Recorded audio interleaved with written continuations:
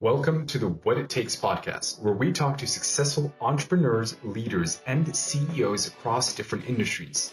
I'm your host, Darren, and in each episode, we're going to figure out how they got through difficult times, but most importantly, what it really takes to succeed. So whether you're just starting out your career or you're looking to level up your business game, my goal is to give you real insights and practical lessons from people who have achieved what you want. Welcome, Andrew, to the What It Takes podcast. Very excited to have you on today.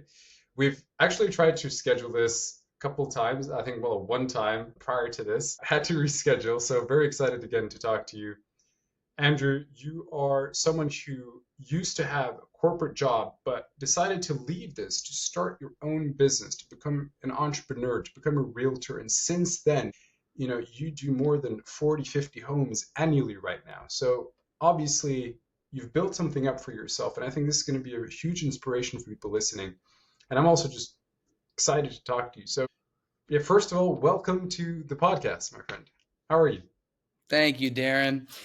I'm glad we were able to finally connect. We're both busy folks, so glad we were able to do that. Life is good, man. Just getting ready for the holidays, staying busy, getting ready and excited for Christmas. Awesome, man. Awesome. So one thing I wanted to ask you to start off with is give the audience a little bit of an overview in terms of what it is that you do today. What do you work on? What is your main project?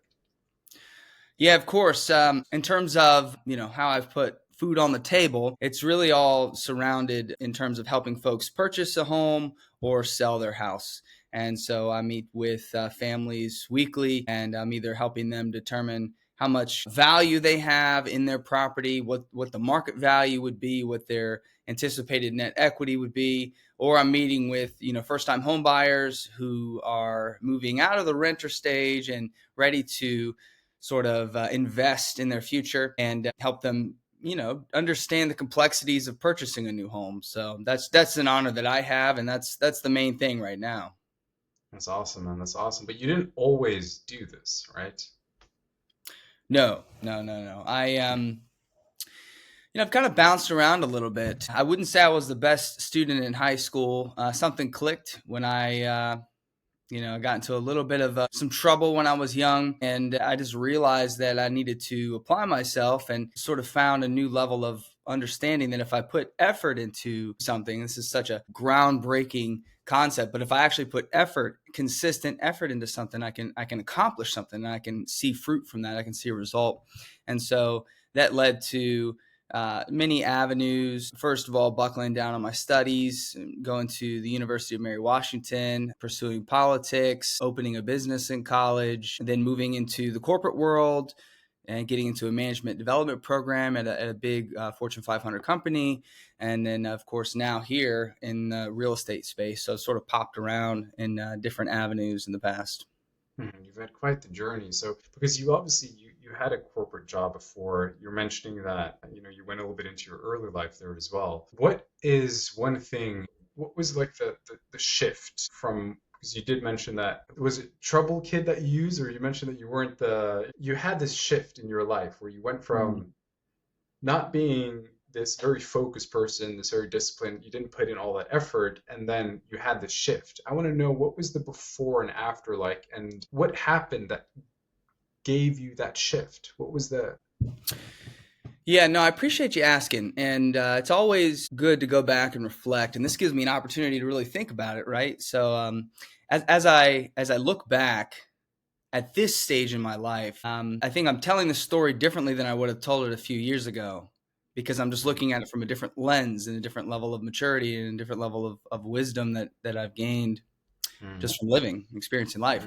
So honestly, if I look back and I think about the first major shift, it was I was struggling with self-worth and identity. I wasn't in a place where I felt confident in my skills, or I felt confident that I could bring value or worth to the world we're living in. And, some of that comes from some trauma I experienced when I was younger, and abuse that I went through. And then, of course, growing up with a single mother household. So, and she's obviously working all the time to try and put food on the table. So the level of upbringing, the level of comfort, the level of firmness in the development of the parenthood that creates self-worth, that creates and helps to foster identity and value and seeing, that you can bring something to this world. You do have value. So I dealt with a lot of that growing up. And you get into school, and for folks that are dealing with trauma or folks that are battling internal emotional things as a teenager or as a young child, it's very difficult for folks that are in teaching roles to see past the behaviors that are manifesting, that are causing you to sort of act out and gain attention. And really, when I look back on it, that was sort of my MO. I was an attention getter. I was a, frequent, getting in fights, in school suspension, out of school suspension, accumulation of demerits when I had to move from public school to private school, and just getting into trouble. Always the guy that's, the teacher's like, hey, you're sitting up here right next to me today. Yeah. And like seeing what's behind that, right? So like, it's not their fault that I had this lack of self-worth. It was the true inception of that was through the trauma, was through the brokenness. And the way that it was manifesting was, if I'm not going to get positive love, if I'm not going to get positive affirmation, I'm going to seek any type of affirmation that I possibly can get. And I found that I can get a rise and I can get attention from people and actually have an identity, if you will, by acting in this way. That's where it was all about, right? Fast forward, graduating in high school and sort of reaching this catalyst of motivation. My peers, my teachers, my mentors, they saw me as a troubled child. They saw me as someone who, I'm sorry, am I still on the camera here? You're good, man. Yeah, you're good. Sorry, let's see. I don't know what happened. We can always edit certain seconds or segments out, by the way. Okay. Yeah. So I got a call, and for some reason it messed everything up. Okay. But I felt like my teachers, my peers, they saw me as this troubled child, and that was my identity. I was the person who got in trouble. I was the person who didn't study. I was the person who didn't do well in class and didn't do well with my studies. And so the first inception of this motivation to finally get to your point was to try and prove to others that I have worth. It was a chip on the shoulder. It was a thirst to prove myself. It was when you're finally at a place of internal desperation where you're like, you know what? No, I do have fight in me. People think and see me in this way. This is not who I am. And I'm going to make sure they understand that. Now, that is not necessarily a healthy reaction, but that did lead to a lot of another layer of motivation. It's like, okay, I'm going to start studying because these people think I'm clueless. They think I'm ignorant. I'm going to start studying harder. They don't see my value. They don't see my worth. So I'm going to prove to them that I have this worth. And that was a sort of a burst of motivation that carried me for many years. And later in life, I've come to a place where through my faith, I've come to understand that, yes, there's positives from that motivation, that grit, that determination, that stick it to the people who are doubting me. There's some value in that, but it's also, if you really think about it, you're placing your identity on how others view you, which is shifting sand. That is not a solid foundation to place your identity in. While it may be a catalyst that can help you climb out of some dark places, you can't stay there. You can't stay in a place of, I'm just trying to prove to the whole world that I have worth. You have to get to a place where you actually understand, I do have worth. I have value. And so the first catalyst was, I'm gonna stick it to them. I'm gonna prove them all wrong. And as you got that first catalyst where you decided to prove them all wrong, because obviously this had been building up, right? You weren't. You didn't have this behavior one day. This was a continuous thing. Feeling that realization that you got this catalyst of, I'm going to prove them wrong. Had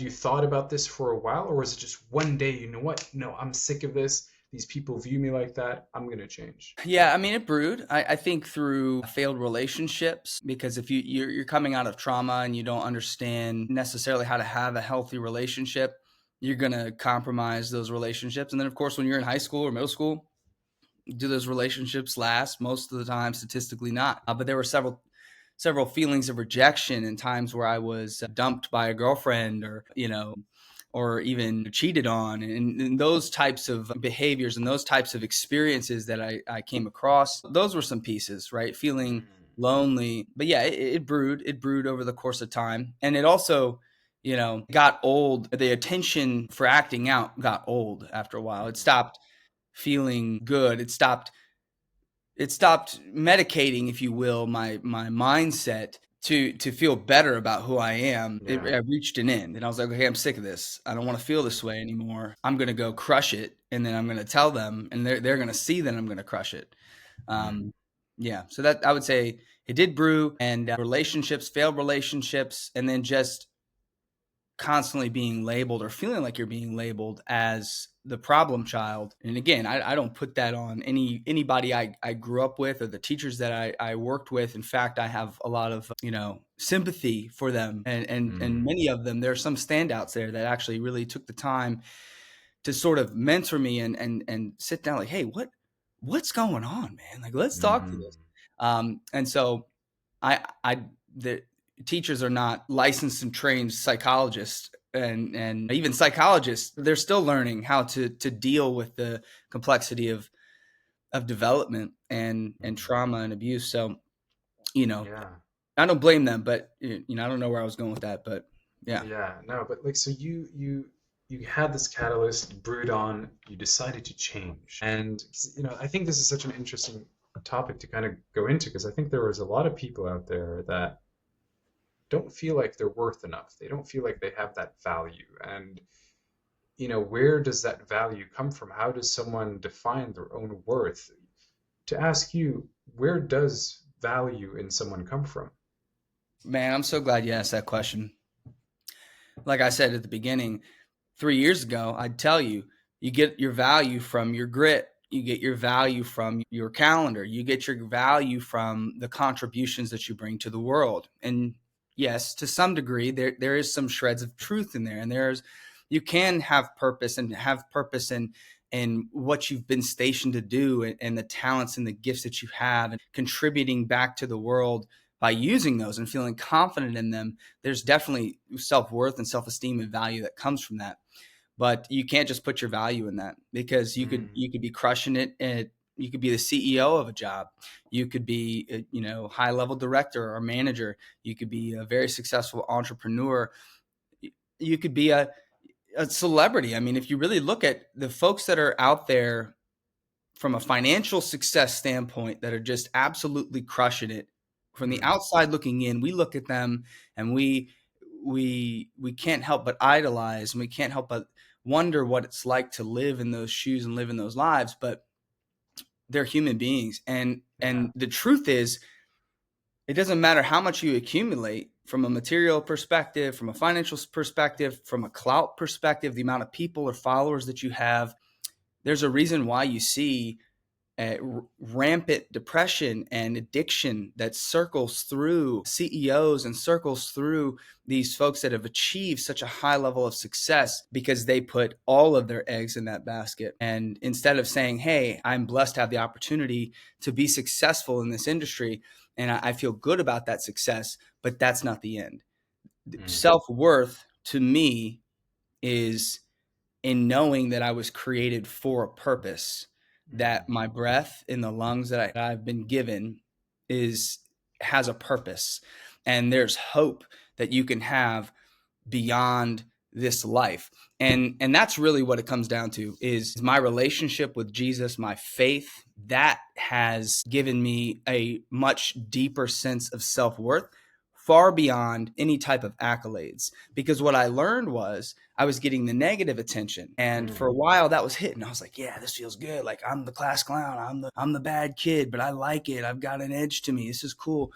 And then I had the other side where it's like, wow, you're such a success story. Like, look what happened in your life. Look what God's doing in your life. You've really changed and things. Look at how successful you are in business. Look at how successful you are in the corporate world. Like, this is awesome. And that one runs out too. That one runs out too. That one has an end. And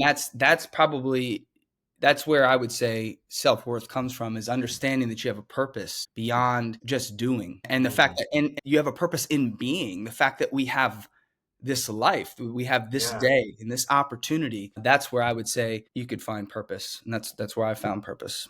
Yes, and I think that's beautiful and well said, because I think it's just, again, going back to the people that I've at least interacted with, which is mostly young individuals between the ages of 16 and 25. It's just, where do they find that purpose? They put a lot of their worth in money, right? Success. And it's like, they've never had a relationship to it, but they never had it, but they think that they need that in order to gain value in life, or respect, or a good wife, or been looked up to. But it's like, just being and having that hope to find your purpose, and just, what is your purpose? Because that's one thing that I wanted to ask you as well. It's like, how do you know what your purpose is? How do you find that purpose? I'm glad that you asked that question.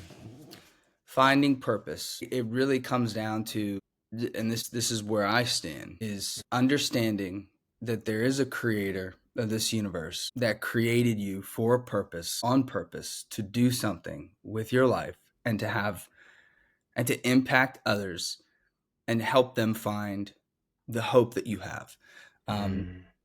And I think it also comes from a place of desperation and surrender.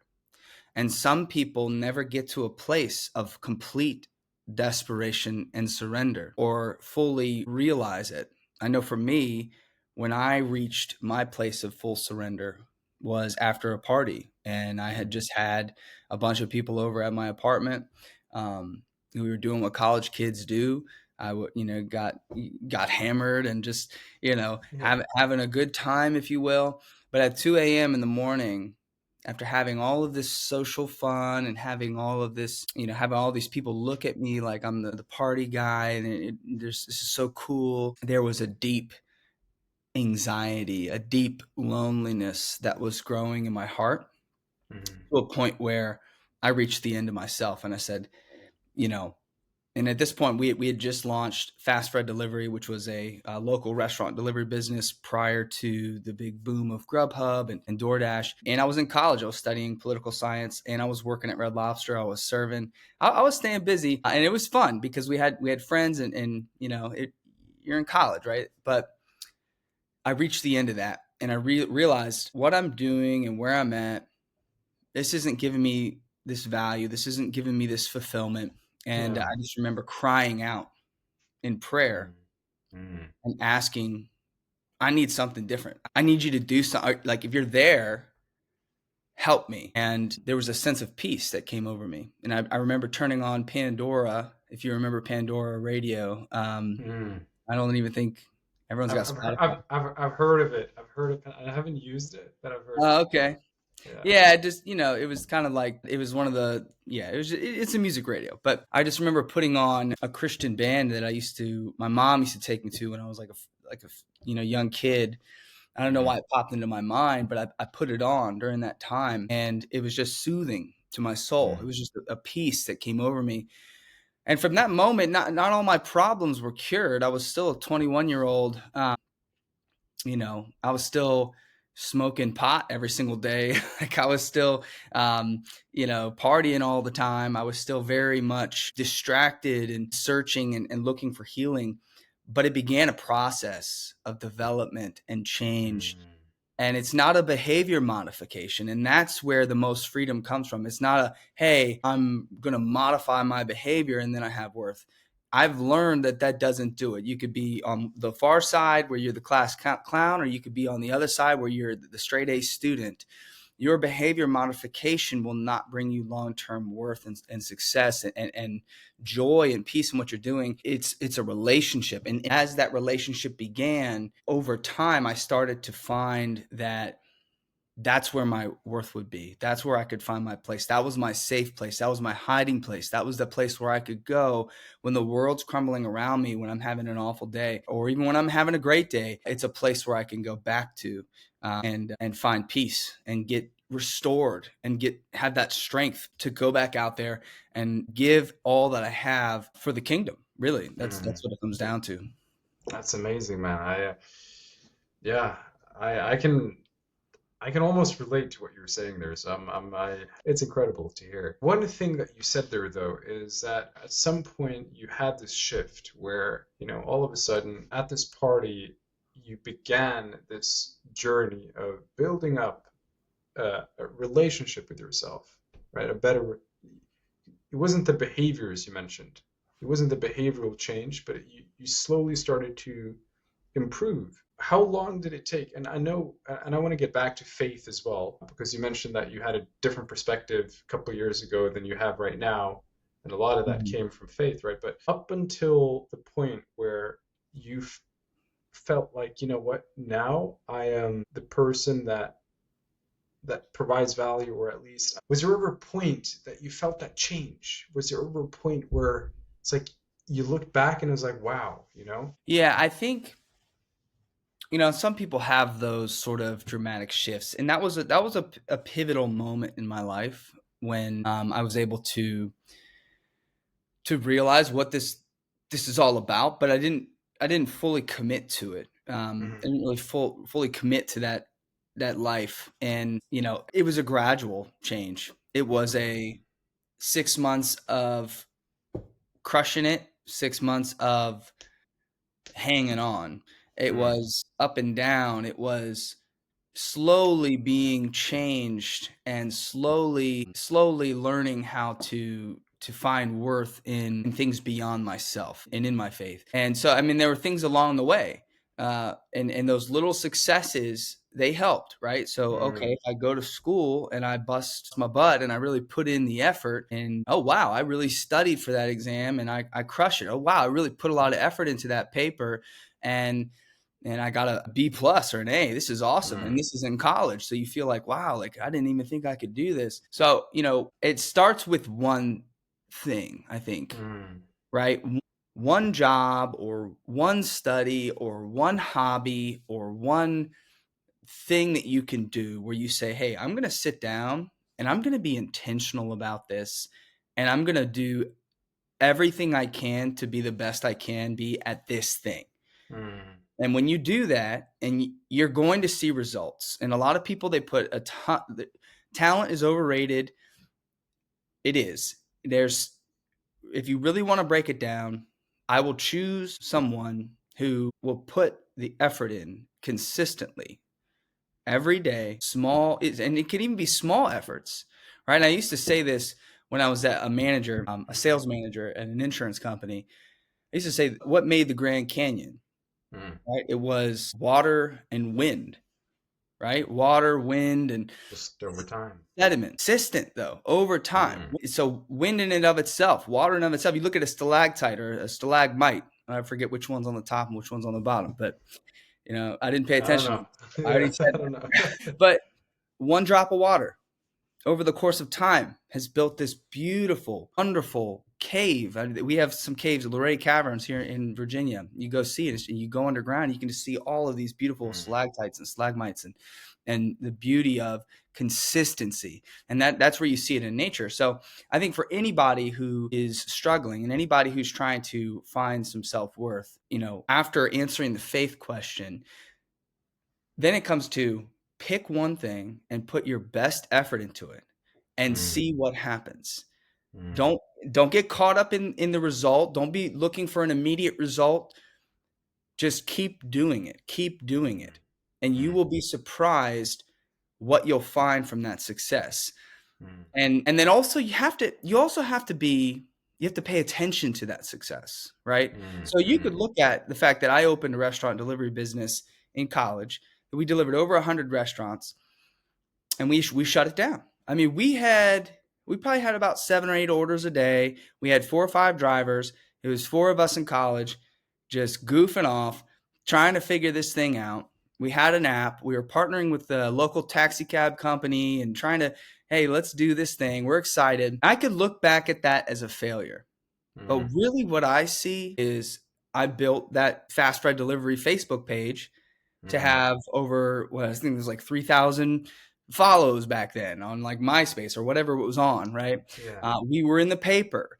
We actually hired people. We had partnerships. We had people ordering from us. We had people calling us. We had this business. And so, yeah, I could look back and kick myself and say, hey, I might have been able to sell this business or my book of business to DoorDash uh, Yeah. for $1 million. But and hey, that stinks that didn't work out. But think about all the fruit that I was able to gather from being a part of that and being a part of that Mm. and seeing movement, seeing progression. So not only do you pick something and you focus on it, don't expect it to be maybe the first try or the second thing you do or the third thing you do. Don't expect it to just result in this cataclysmic result that's just going to blow everyone's mind and you're just viral tomorrow and then all of a sudden you're just very successful. Hustle, put your attention and focus into it, and then take note of the fruit that you gather and you gain from Mm. and gather and reflect on the wins, write them down. Mm. I still talk about that restaurant delivery business with pride. And some people are probably like, why are you so happy about this, man? Like, no, that was like that first time I really was like, wow, I can do this. I love marketing. I love, thinking of creative ways to reach out to people and little jingles and little commercials we made on social media. And I think on Vine back then, if you know what Vine is, it's like, I remember Vine. Yeah. okay, yeah, yeah. Yeah. So, to sum that up, you really need to, after faith, pick something, dive into it, and watch what happens. Mm. And don't beat yourself up if you're not hitting cataclysmic results in 6 months or a year or even 2 years. And make sure you look at it from a positive lens. What are Mm. some things that I can be thankful for from this? What are some things that I can be really thinking about? And Mm. then, sure, what are some opportunities? How could I be more effective? What could I have done back then with the knowledge I know now and be more successful in my next venture? And then the other thing is having the courage to step out and not being afraid of failure. That's a big one too. And I could go on about that one, but I'm curious to, and just a random question. How has your relationship with empathy developed over the years, from when you were young to as you grew older? Did you ever have a shift there, or was it consistent empathy in terms of in terms uh, of how you? feeling for other people. Yeah, yeah, and I guess yourself as well, right? Because it kind of goes back to the relationship that you have with yourself, but also other people. Has there any ever been, has that ever been a thought that you've had? If not, we don't have to go into it, but I'm just curious. Here's where I think I feel almost a duty to be empathetic. And, you know, part of this I've been chewing on writing a book about, but going through childhood abuse, sexual abuse, just to be transparent, that's what it was. Going through that and then also having to go through counseling, read books. I've probably read about 20 to 25 books on the psychological attachment Mm. disorders that can be created from childhood relational trauma, complex post-traumatic stress disorder, which it adds a degree of complexity to PTSD because it comes from someone that you know or trust, and then it makes it very difficult to trust others. My biggest piece of empathy is I used to not believe in myself. Mm. I used to not believe that I had talent. I used to not believe I couldn't bring anything to the world. And it almost makes me angry when I come across people that have become defeated and they're just, I can't do this. I can't get past this roadblock. So I guess I'll just stay where I'm at. And Mm. it's almost like an Eeyore mentality. If you know who Eeyore is, it's like, oh, bother, why even try? Mm.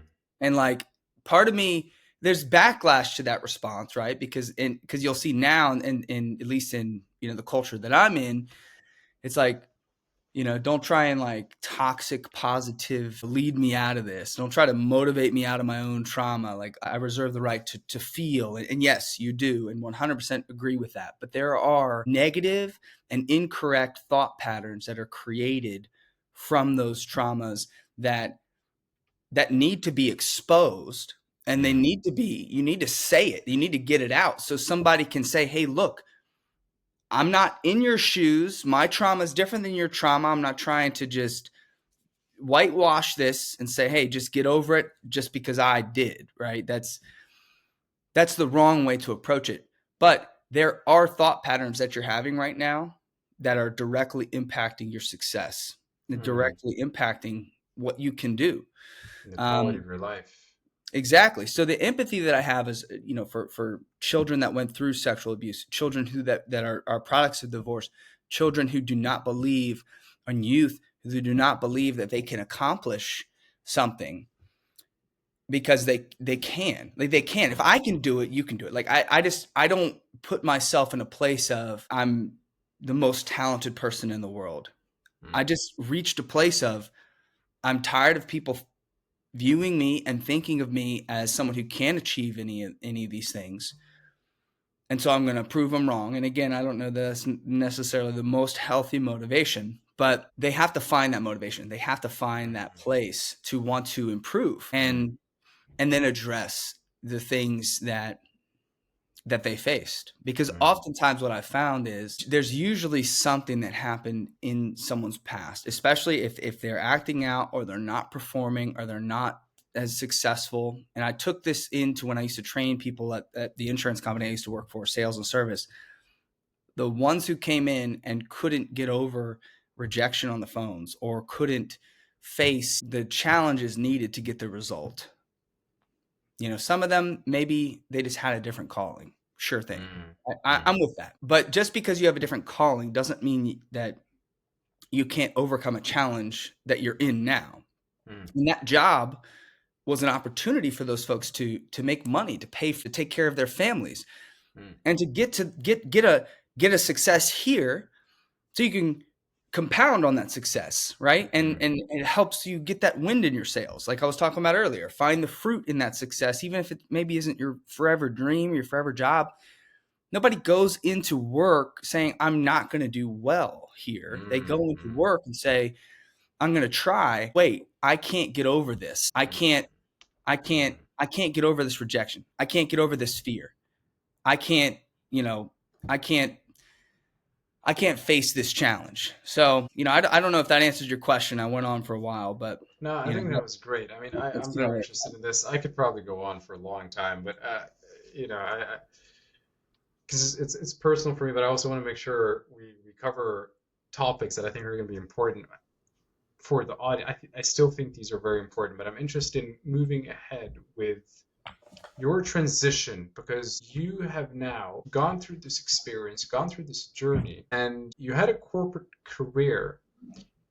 What was the shift then to entrepreneurship? Because you had the stable job. Obviously, you were a little bit entrepreneurial in your early years, but you were talking about being a sales manager, worked for a good company at a time. How did you switch to entrepreneurship? Well, yeah, I think it just goes back to, in college, is finding that some of that first fruit of that failure through the restaurant delivery business. I had a lot of fun doing that. We bought, our mascot was a donkey. So I remember buying the donkey and like running around downtown and like waving and doing different types of promotions, and building that social media page. It was just a lot of fun. And then I worked for a local senator, which is got a similar feel. Politics. Yeah, similar culture. Yeah, I did for a little bit. Yep. So, yeah, I got my degree in political science. Yep. You did say that. I didn't remember you said you worked for the center, but that's cool. Okay, so you did that, and then yeah, I worked for a senator for about 2 years.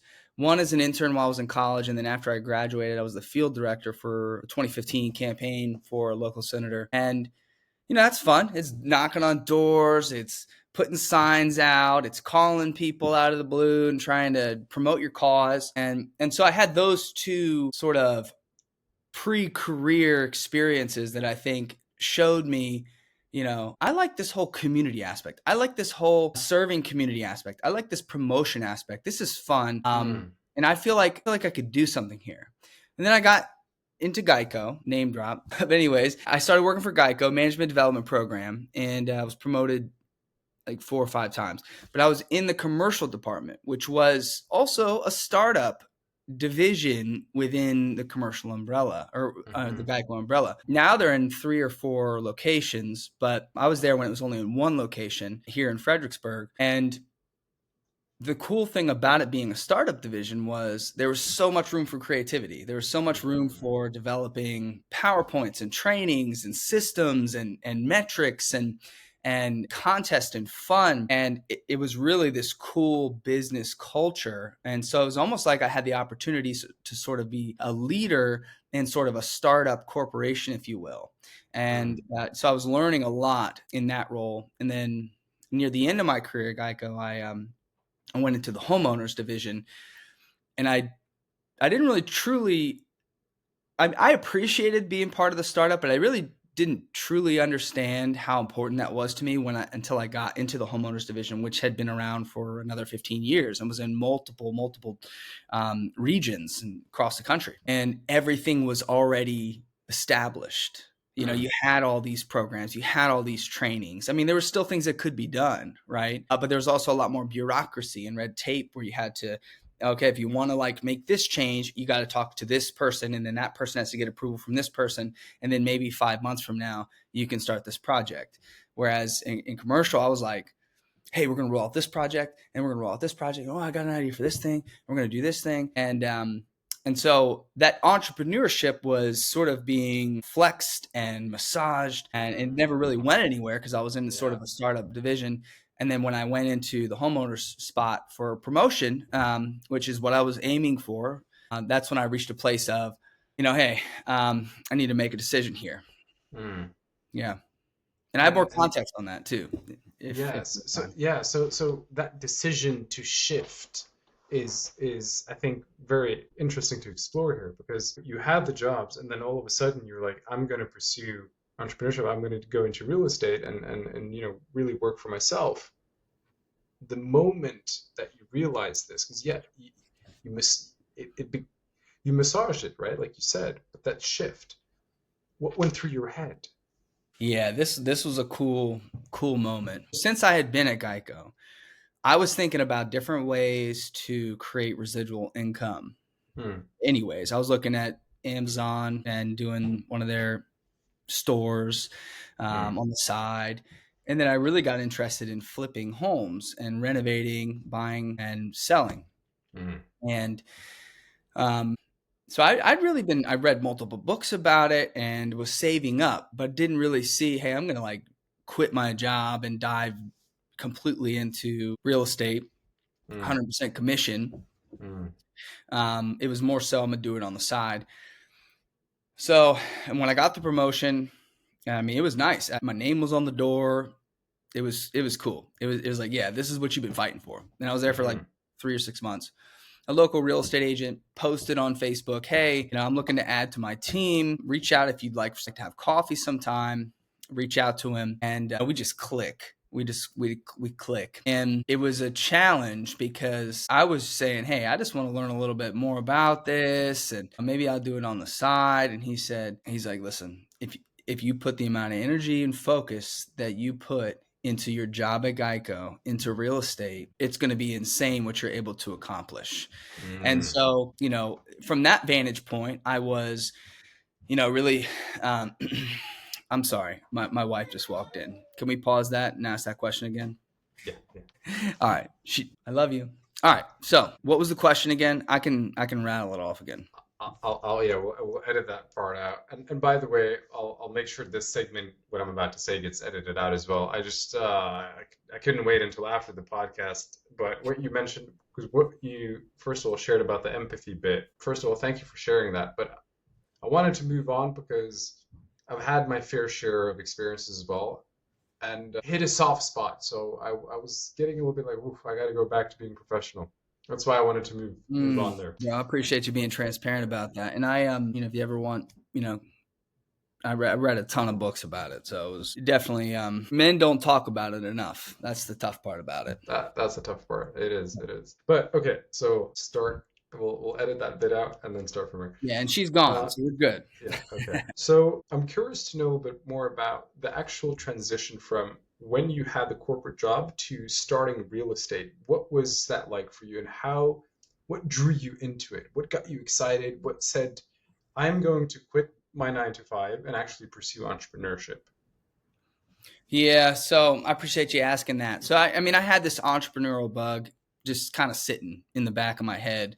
I think from the moment I started the fast food delivery all the way up to being a part of that commercial department, and I reached a place where a local real estate agent posted about, hey, I'm looking to add to my team. If you want to Mm, learn a little bit more about real estate, yeah, let's get coffee. And so, mm, I took him up on that and we had a conversation. And I was more so thinking, hey, I'm just going to learn a little bit about this, maybe buy a home and flip it, or maybe just learn a little bit, maybe get my license and do a couple deals a year for like friends and family. And then keep pursuing my career at Geico, and because I had mm, achieved, another level of success. I had my name on the door, I had a really cool corner office, very nice mm, view, and it was what I had been pushing for. Well, I had the conversation with this real estate agent, and it really was a catalyst having that conversation, because he said, look, from what you're telling me, the amount of work and effort that you put into what you're doing at Geico, you come into the real estate space and you put that energy, I mean, the possibilities are endless for you. mm, And I needed to hear that. mm, So I started taking the real estate course, and it's kind of a dredge, especially after a long day at work. You're like, okay, mm. I'm going to go home and study this very boring material. Yeah. That's not the fun part of real estate. It's like how many square footage is different terms. I don't even remember half of it, to be honest with you. But I was 66% completed with the course, and my directors released another promotion opportunity. And I had 4 of them and the AVP encourage me to apply. Mm, And from what I knew within that culture, that meant you're getting this one. mm, So that's when I was in a tough spot, mm, because I'm taking this course. I'm 66% completed. I'm toying with, do I make the jump and go full time? Do I stay at Geico and climb the ladder? Do I try to do it part time, but maybe with a different agent, or find another team that maybe is more part time focused? So I took the day off, because they were going to wonder why I wasn't applying to this, mm, because I was beating down the door. That was mm, aggressive. I was doing as much projects as I possibly could. I was polished. I had just done a presentation with the president, and I did really well on like a project that I was doing. So you could sort of tell all these things I've been working on for 6 years were starting to come into the fold. And I mm, probably had a shot at, 5, 10 years down the line, director, AVP. I mean, it was clear. mm. Um, but I took the day off and I drove up to the Shenandoah Mountains, Yeah. which isn't that far from where I'm at, about an hour and 50 minutes.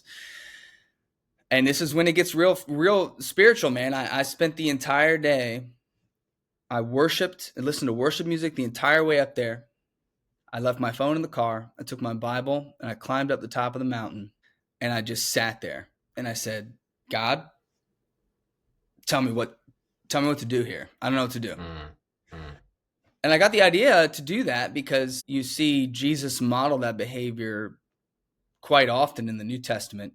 And he actually goes up on a mountain. He's like, all right, disciples, I got to get out of here. I got to get away from all this. I got to go talk. I got to talk with my Father. And so that's what I did. And I remember I honestly wasn't that well versed in the Bible at the time, but I remember going to the little dictionary at the end and I just started looking for words that may pop out to me. And, mm. words that like, financial freedom. I was like, oh wait, that's not in there. But like, young retirement, like, I don't know. But anyways, I was reading through it, and eventually I landed in Matthew 6 and Matthew 7. And, Mm, there's a ton in there, but there's a couple specific parts that stuck out to me. I'd said there's one that says, if I clothe the lilies and I feed the sparrows, how much more will I take care of you? You have little faith, I think he says at the end, if I remember correctly.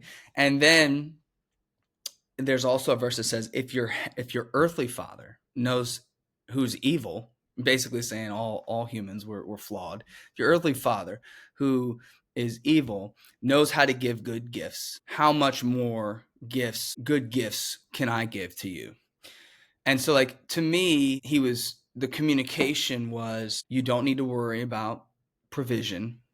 I'm going to provide for you. And you don't need to doubt that I have good plans for your life and that I can give good gifts. And one of the gifts that I'm starting to really truly appreciate and understand just now as I'm talking about it too, is the gift to be able to use the talents and gifts that I have to really make an impact in the community, provide for my family, and just pursue success. And that's what I wanted to do. I wanted to create wealth. I wanted to create, take care of my family, generational wealth. Everyone throws that term out there. That was what I wanted to do.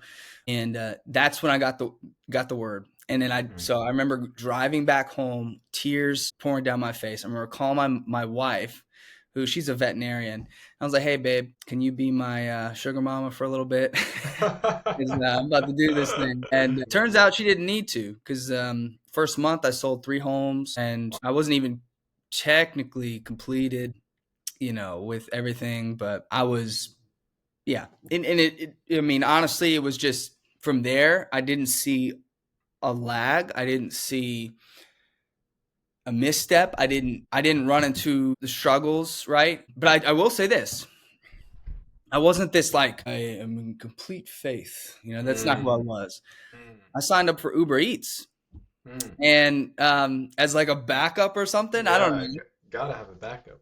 And then so I remember meeting with my director, and he's a believer too. And I'm like, hey man, listen, this is probably not what you want to hear.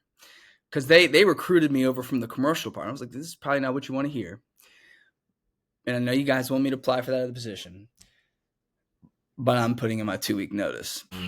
And I'm leaving. And I'm going to pursue real estate.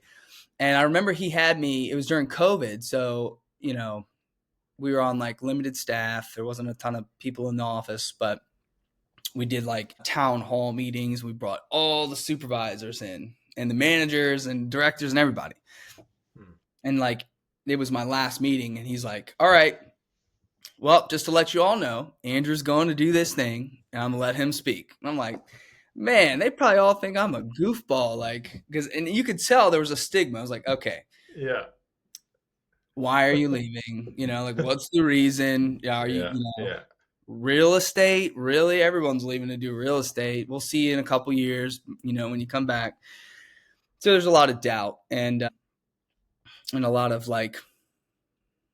that piece. But anyways, they said, hey, listen, basically, this is the last thing you're going to do, because I was working on a project and presenting to the president. The last thing I did was present to the president because I was already working on it. So I was like, hey, is it okay if can I just finish this? And they're like, yeah, it's fine. I was like, cool. Presented, shut my laptop, it was done. And then they gave me, the 2 weeks. They just said, hey, don't come in. We'll pay you for the 2 weeks. And then they shut down my access for, security purposes and all that. And then I used that week to study to get to 100% completion with the course and then schedule my exams and all this stuff. And I was driving for Uber Eats in the afternoon. And I remember this is how much I've grown in 3.5 years, right? I remember putting on these big old glasses and like spiking my hair up in a weird way. And I said my name was Ivan. And because too many people knew me in Fredericksburg. So I was like, I don't want them to be known. Yeah, I was like, I don't want them to think I just left Geico. And I'm like, here I am Uber eating. But I would study from 8 a.m. till like 4 p.m. And then it was prime time, 4:30. I'm out there delivering. And it was really kind of full circle too, because I used to do deliveries for the restaurant delivery business that I built in college. So it was like, here we are again, but this time I'm working for, a company that does it. But anyways, that's kind of the story of when I got into it. And sort of the catalyst was like, my mission was I want to buy back time and sort of win capitalism, if you will, because that's the cool thing about, that type of system is if you can find a way, you can figure it out. And I had a passion to do that. I wanted to buy back time by working hard now, and I wanted to fund ministry. So, allow more financial freedom to pursue the other talents that I know the Lord has given me and just get them out there. And that's what I've kind of been living off of since then, is that's sort of that new mission. That's really incredible. Also, your story of going to that mountain, that hilltop, and just reflecting sounds like something I would do. I mean, I know I've done that. I didn't bring a Bible, but it's an incredible thing. You have this realization, and you're like, you know what, I'm gonna do this. And it's also, I think it's cool to hear as well. It's flat out cool. Like what you did is driving around with Uber Eats, as a backup. But it's like the fact that you did it as well, right? Because I think entrepreneurship, people view it and think, I'm going to start this business, I'm going to become a millionaire in, a year or 6 months, and I'm going to make all this money. But it's really awesome to hear stories like this, because it kind of shows the work that goes into, I'm going to make this work, and I'm also going to have to think about backup. I'm going to have to do whatever it takes. And going from a high position in Geico to then driving around Uber Eats, I understand why you put the glasses on and did your hair, man, because it's a tough thing. One thing I'm curious about though is what drives you? What keeps you pushing forward for growth and success? Because I have an idea, but I want to hear it from you. What pushes you to keep on going? You mentioned generational wealth. You mentioned, you wanted to win in capitalism, but is that the root? Is it just I want to become rich? But what's the why behind it? Is it so you can provide for your family? What is that inner drive that you have that makes you want to achieve financial freedom? Yeah, I love that, man. Thanks for asking. I think the motivations have changed, and really over the last year, they've sort of, I think they were head, my motivation, I had a motivation that I wanted to have. It was head knowledge, but it wasn't heart knowledge. It was like, I was like, I want to have these things, but not for selfish reasons. And so, I've walked through the hard passages of how can a man, gain the whole world and not lose his soul, right? Like I don't want to gain the whole world and lose my soul. I don't want to become consumed by being a consumer, right? A producer that becomes a consumer to a point where, you go back to Solomon and his journeys of, I've had everything, and he's like, it's meaningless, utter meaningless. Like I've been, I have the gold statues, I have the finest grains, but it means nothing. So, but I have a proclivity that I know I have to harness that proclivity, right? Because I think anybody who has the gifts and talents to create wealth, because I do think there's talents and gifts to create wealth, they probably have that same battle where you have to protect your heart and you cannot become consumed by this push to achieve. Because what I remember very specifically, there's a treasurer in Fredericksburg that we were looking to partner with our fast food delivery, and he owned several cab companies. And I remember he was very old when we met with him, and I was young, I was like 21. And the thing that sat with me when meeting with him was how motivated he was to be involved with a new business venture. And I don't know his motivations, so I'm not assuming any of this. And he's an amazing man, rest in peace. He has since gone on to be with the Lord. But I learned something from that, because when I was that age, when I'm 75, is that really what I want to be focused on? And it's easy to look at someone and say, no, I'm not going to be like that. But then you start to make a new layer of salary, or you start to get to that next level. And it's like, okay, well, now this isn't enough anymore. And then it's never enough. It just keeps going. It's like, and then you start making more, and then you start living up to that lifestyle. You just want to keep making more and more. Never ending. Yeah. So, I have to be very careful about that motivation, which can be a double-edged sword. But what I have been learning this year, I pick a word every year for my walk with Christ and my just faith journey. My word for this year is delight. There's a passage in Proverbs that says, delight in the Lord and he'll give you the desires of your heart. And so it's like, okay, but I've been viewing it like a vending machine. Like, all right, I'm going to put my quarter in and I'm going to get my desires of my heart. So I'm going to delight in you, but just so I can have this stuff, which is a little bit of a different, perspective. This year I was challenged because there's also a parable in Matthew that Jesus speaks about the talents, and he gives 5 talents to one person. He gives 2 talents to another person, and then 1 talent to another person. The person with 5 talents doubles it. And so he basically is multiplying with the talents that he's been given, and basically doing that for the kingdom. The other guy turns 2 talents, I believe, into 4. I don't know if it's the exact math, but yeah, something like that, 2 to 4. And both of them, he says, well done, my good and faithful servant.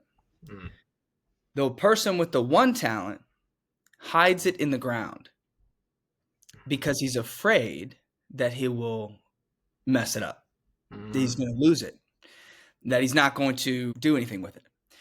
So when the master comes back in this parable and he says to the 3, the 2 that multiplied, he's a well done, good and faithful servant. He goes to the one who was filled with fear that hid the talent. He says, I'm taking this talent and I'm going to give it to the people that are going to multiply this talent, and you're wicked, which is that's such a sobering passage because, you think of like wickedness, you don't think of cowardice, you don't think of fear, right?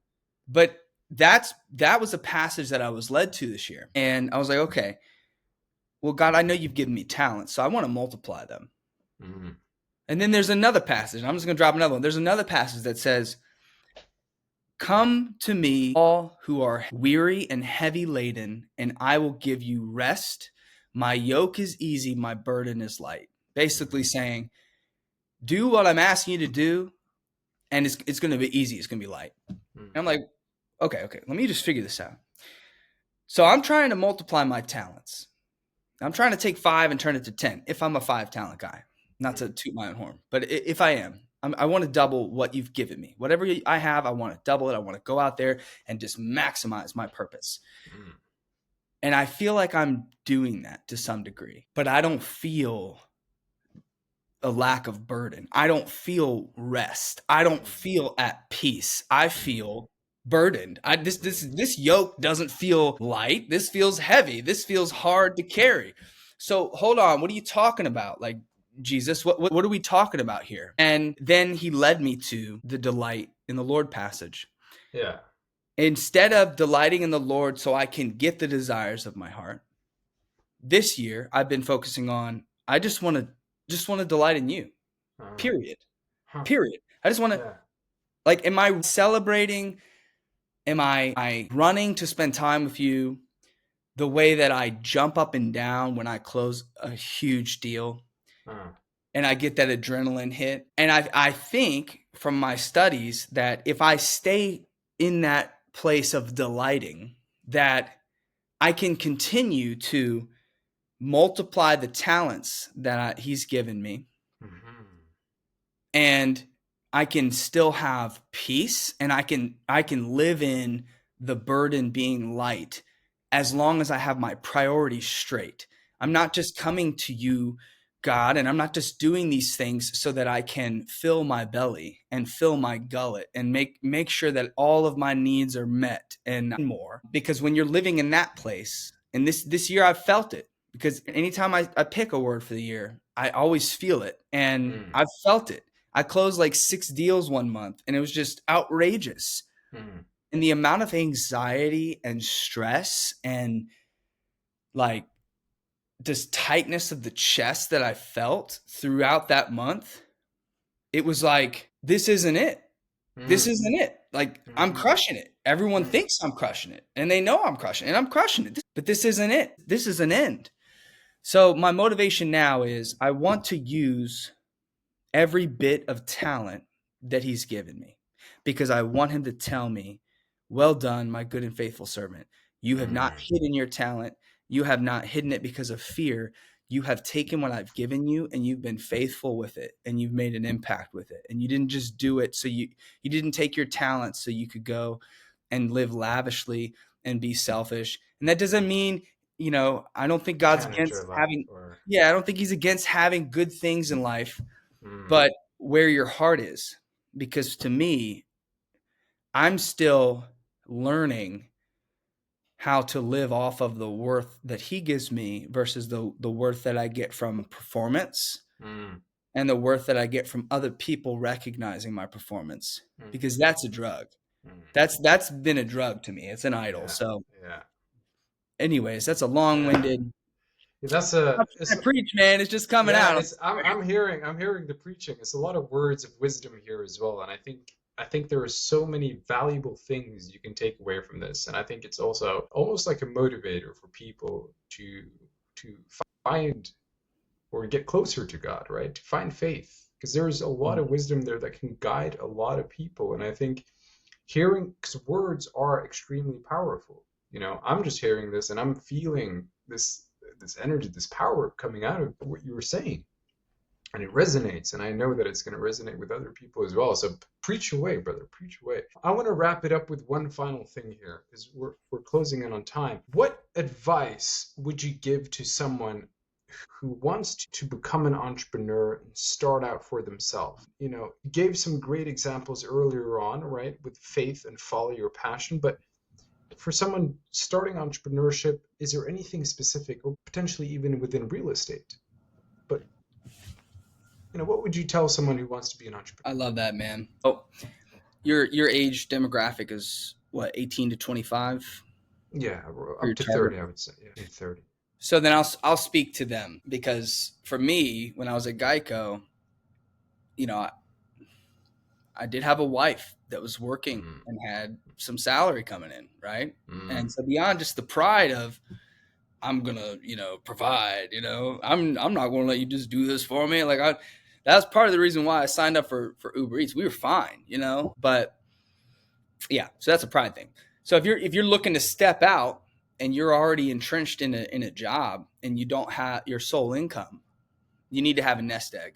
You got to have some cash set aside, and you need to be able to get to a place where you feel like you can 100% commit to it full time. I'd say 6 months to a year, and just go all in every day. And don't expect the fruit of time, and find and schedule freedom.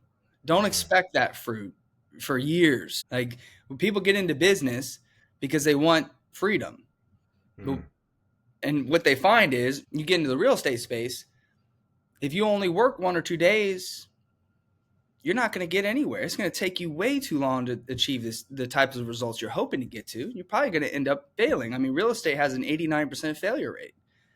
And it's because, truthfully, you got to have the discipline. You have to have a calendar.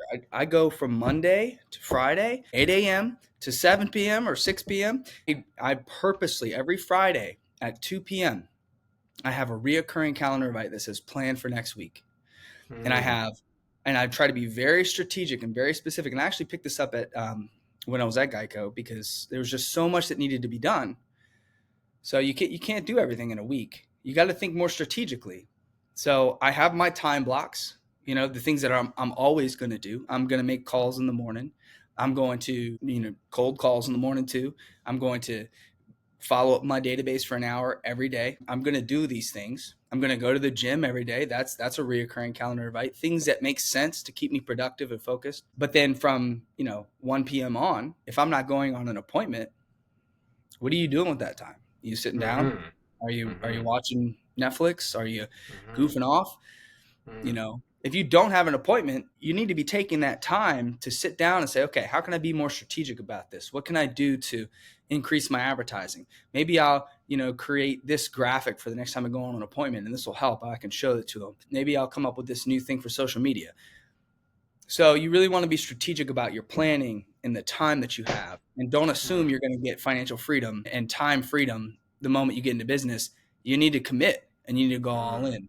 And if you're young, right, if you're in the age 18 to 25, 18, 30, even if you're getting out of college, connections are everything. The people that you know, right? Part of the reason why I was successful in leaving Geico is because I had success in past ventures, and people knew of me and knew about me, and I had relationships with people that I had positively impacted in their life. So if you're thinking business 10 years from now, you're building that today by showing up on time, maybe even staying later, maybe even pouring into your coworkers, maybe being a better example in the community, maybe getting involved with your church or getting involved with some nonprofits or things like that. So, connection and network means a lot. And the last one I'd probably say is there is so much information online that it can be very overwhelming.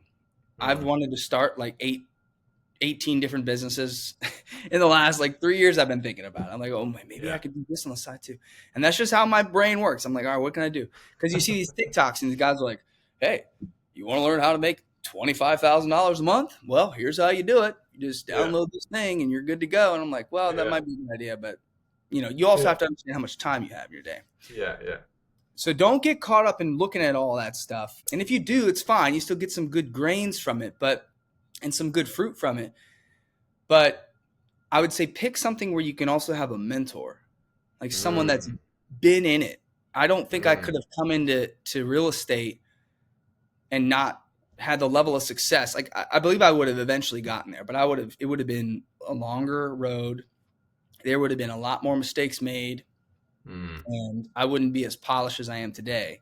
I've been in the game 3.5 years, and I've sold more homes than some people that have been in the game for 10, 15 years. And I will attribute that to two things. Well, three things. One, God. Two, mentor, someone that's going to come in and show you what to do. And then three, do what they say. Actually follow the coaching plan. I'm going to commit to doing this. I'm actually going to get up and make the uncomfortable calls, right? Because I probably get told, don't call me again, at least 5 to 10 times a week.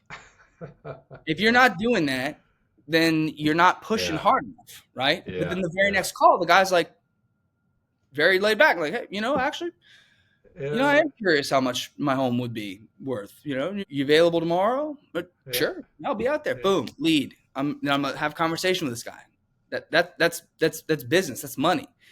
So mentor would be a big one too. So I hope those are some good nuggets.